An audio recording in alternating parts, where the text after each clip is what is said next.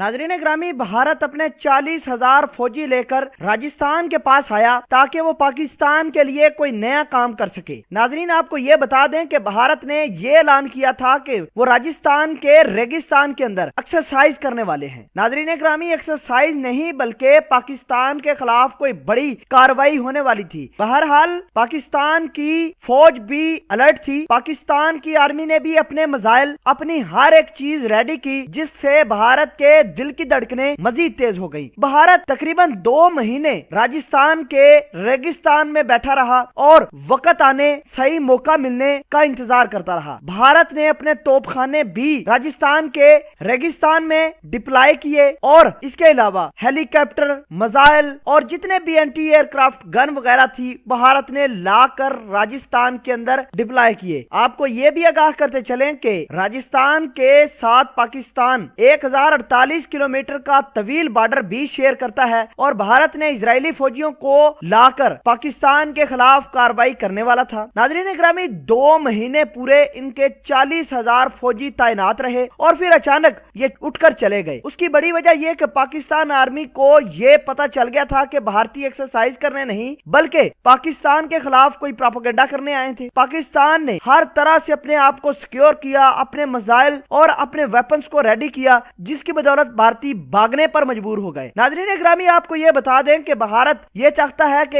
इस रीजन का अमन तबाह ही रहे। बहरहाल भारतीय इजरायलियों को लाकर पाकिस्तान का मुकाबला नहीं कर सकते, यह तो लिखी बड़ी बात है। भारतीय जो मर्जी करें, इजराइल का मिसाइल लाएं, इजराइल की फौज लेकर आए, पाकिस्तान के बॉर्डरों पर तैनात करें, इससे भारत नहीं जीतने वाला। नाज़रीन ग्रामी, भारत ने पाकिस्तान के राजस्थान के साथ जो मिलने वाला बॉर्डर है वहां पर स्पाइक मिसाइल लेकर आए, एंटी एयरक्राफ्ट गन, हेलीकॉप्टर, तोपखाने, ये तमाम तर चीजें उसने डिप्लॉय की, लेकिन पूरे 2 महीने बाद वहां से भागकर चले गए। वजह सिर्फ ये कि वो पाकिस्तान की आर्मी से खौफजदा थे, घबराते थे। नाज़रीन ग्रामी, अगर पाकिस्तान की आर्मी अलर्ट ना होती तो भारत ने पाकिस्तान के खिलाफ कोई ना कोई जारियत करनी। वो इस वजह से कि भारत के वज़रा, मिनिस्टर या इनके जितने भी फौजी यही कहते हैं कि पाकिस्तान के अंदर दहशतगर्द मौजूद हैं और दहशतगर्द को खाली करने के लिए पाकिस्तान के ऊपर कोई ना कोई स्ट्राइक करनी है। अब आपको ये बताते चलें, क्या